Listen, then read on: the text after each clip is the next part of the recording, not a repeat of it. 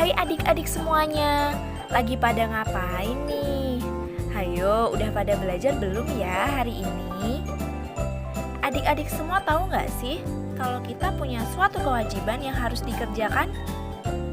Nah, sebagai seorang siswa dan seorang pelajar, kita memiliki kewajiban yang harus dikerjakan, yaitu belajar. Hari ini kakak mau ajak adik-adik semua untuk belajar nih. Mau tahu apa yang bakal kakak sampaikan di video kali ini? Kalau adik-adik semua penasaran, yuk ikutin video kakak berikut ini. Assalamualaikum warahmatullahi wabarakatuh. Halo adik-adik semuanya, gimana nih kabarnya hari ini? Semoga adik-adik semuanya selalu sehat walafiat ya.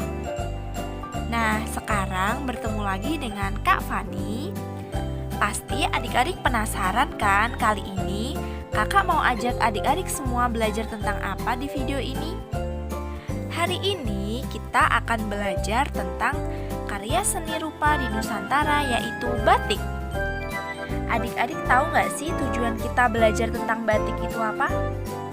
Nah, tujuan kita belajar tentang batik adalah supaya kita dapat mengetahui salah satu karya seni rupa di Nusantara, yaitu batik, dengan macam-macamnya, karakteristik atau ciri-ciri batik, alat dan bahan membuat batik, dan teknik dalam pembuatan batik. Hai adik-adik semuanya, yuk sekarang kita masuk ke materi pembelajaran. Sebelumnya, adik-adik sudah mengenal tentang karya seni rupa berupa batik belum sih?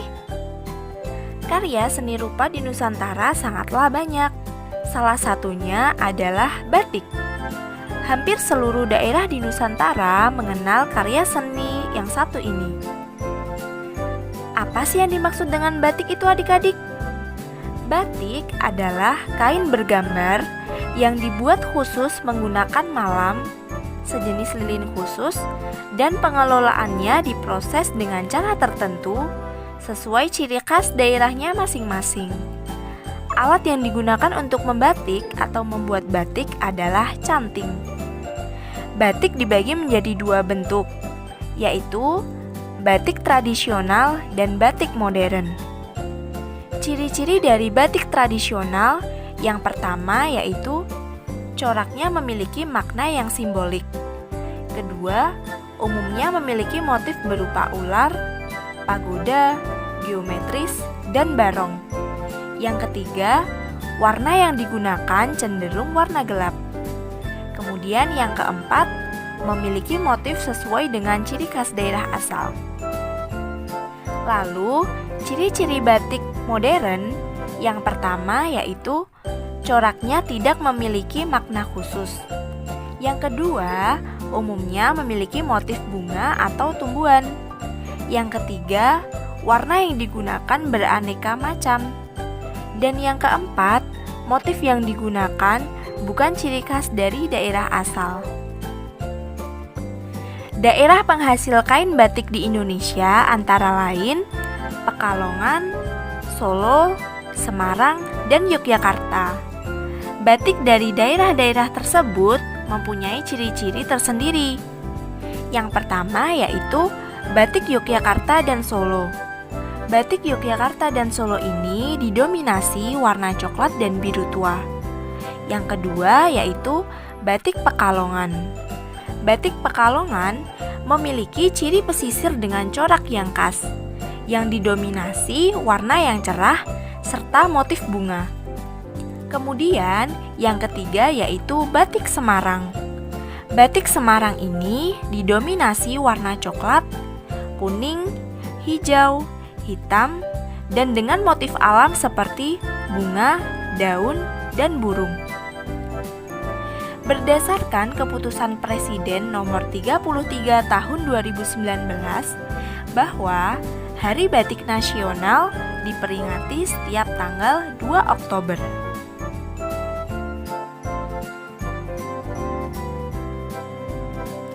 Nah, materi selanjutnya adalah alat dan bahan dalam membuat batik tradisional. Apa sih adik-adik alat dan bahan dalam membuat batik tradisional? Yang pertama ada malam atau lilin. Kemudian yang kedua canting. Ketiga kain. Keempat wajan dan kompor kecil. Kelima bandul atau pemberat. Keenam dingklik atau kursi kecil. 7 gawangan.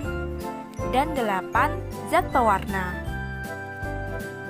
Nah, kemudian teknik-teknik dalam membuat batik itu yang pertama adalah teknik canting tulis. Teknik canting tulis adalah teknik pembuatan motif batik dengan menggunakan alat berupa canting. Canting terbuat dari tembaga ringan yang berbentuk seperti teko kecil dengan corong di ujungnya. Kemudian yang kedua yaitu teknik colet.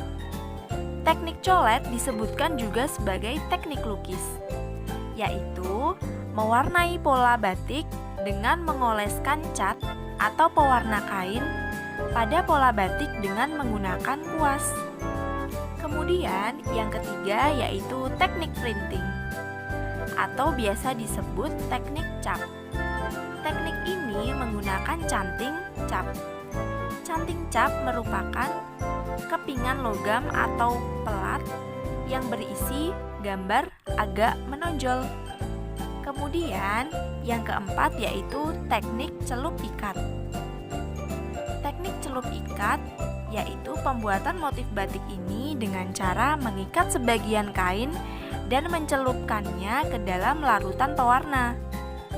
Motif ini sering disebut sebagai motif dalam bentuk negatif atau klise. Nah, bagaimana nih belajar bareng sama Kak Fani? Menyenangkan bukan? Semoga apa yang dipelajari sama kakak di video ini bisa bermanfaat ya untuk adik-adik semuanya. Dan semoga juga mempermudah adik-adik semua untuk belajar mengenai karya seni rupa berupa batik.